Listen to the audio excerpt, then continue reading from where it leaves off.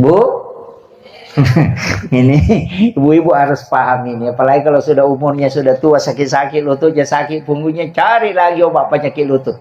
Padahal ada itu obat penyakit lutut. Alam nasra dengan alam tara kaifa. Kalau sholat sunat subuh, baca 2 surah ini. Rakaat pertama baca alam nasra, rakaat kedua baca alam tara kaifa. Insya Allah tidak kena penyakit tulang, itu termasuk lutut dan punggung. Itu hikmahnya.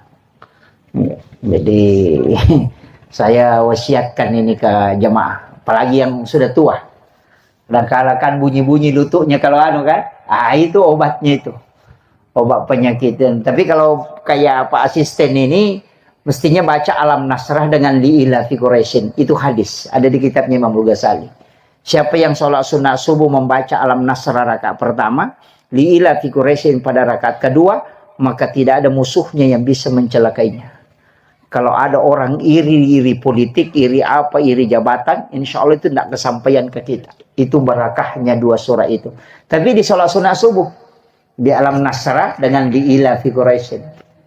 Nah, kalau mau ambil obat sakit lutut, obat tulang, itu alam nasrah dengan alam tara kaifa. Nah, itu 2 surah itu berbeda Pak, kalau diamalkan. Tapi di sholat sunat subuh ya,